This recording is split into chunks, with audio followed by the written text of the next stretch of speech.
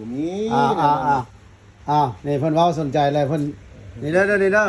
เพิ่นมาเอาซื้อโทรศัพท์นำในมือ2นี่ทุกคนนี่สิขายให้เพิ่น 9,500,000นี่เด้อ Y01A แล้วก็ Y15 เนาะสิเอาให้เพิ่นทั้งสายซากกันแตกเคสเนาะแล้วก็เบอร์พร้อมเนาะ 9,500,000นี่เอา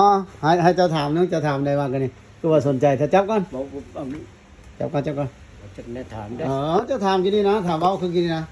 ว่าได้ๆก็แต่ว่าไหนเว้าเรื่องโทรศัพท์นี่ ว่า นะ อันเยเมนอันทำประกันได้จะเดือน รับประกันเว้า อ่า รับประกันโทรศัพท์ในจักเดือนวันนี้บ่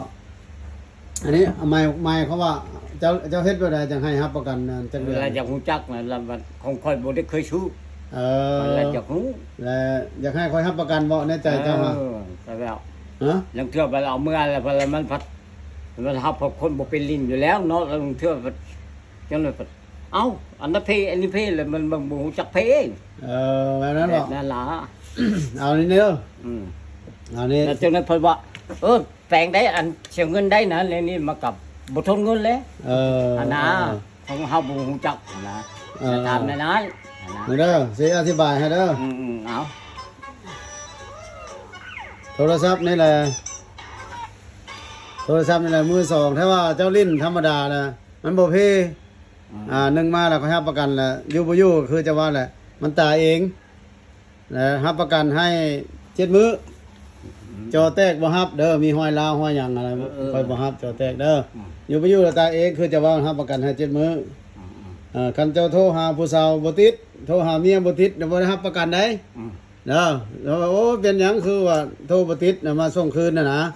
กับอันนั้นกับนั้น เบิ่งหนังโป๊บ่ได้นั่นอันนี้เนี่ยครับบ่ได้รับได้เด้อ บอกกับอย่างว่าในนึงกับว่าน้ำบอลว่า เออ ลังเทื่อค่อยอันแล้วค่อยบ่เป็น จับ เนาะ เลย บ่เป็นลิ้น จับ ค่อยลงลืมแล้วมันนี่ ไป แหละ ล็อกไปบีบล็อกบีบหยัง แล้วค่อยอยากมาอันนั้น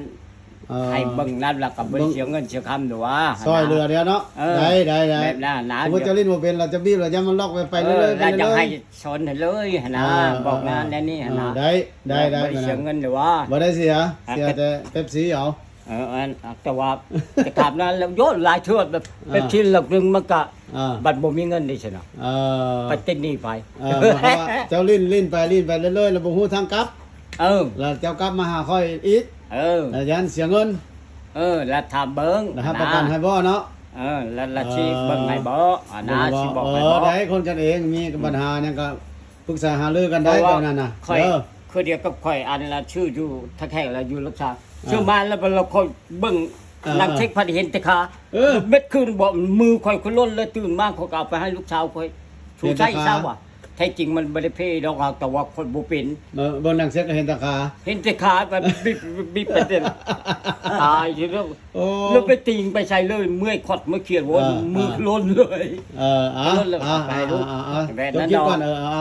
รับประกัน7 มื้อเด้อ กับ บ่ อี แต แม่ กบ่ตกน้ำบ่ตกหยังนะ เห็นมีแต่ทำแต่ว่ามีแต่เรื่องแต่นั้นแหละก็ยังมันหลัก มีหยังปรึกษากันได้มันซามันหยังก็ แม่นล่ะคือว่าค่อยอันลงลืมมันนะคนบ่เป็นเปิดบ่เป็นพยานแล้วค่อยอยากมาถามนั่นเล่นกับ ได้ ไม่ นะ เสียยามว่า คนกันเองอย่าว่าโอ้ยค่อยข้าวเวียกก็โอ้ยเก็บกันแล้วมัน ขอบใจ นั่นแหละ มาสนับสนุนเดี๋ยวนี้แหละเพิ่นอยู่นี่พี่น้องเอ้ยเพิ่นเป็นหัวหน้ายามรปภเฮ้ยผมแม่นหัวหน้ายามความปลอดภัยอยู่ตลาด อยู่ตลาด นี่โอ้เพิ่นนับมาให้แบบสดๆเลยเอ้ยจ้ะ เนี่ย คักๆขอบใจเด้อ เห็นว่าเอาแล้วนะ คักๆขอบใจโอ้ ใคร ยคักหลาย ใครว่าบ่ดีก็ย่านะเฮาดีก็เดียวก็เมียเฮาล่ะ เฮาเอาแล้วดีเฮา มาโอ้เพิ่นแฮกมาได้นี่ต้องค่ำนี่คักแล้ว เอา ขอบใจเด้อเด้อ เอาออก ขอบใจ เอาออกหา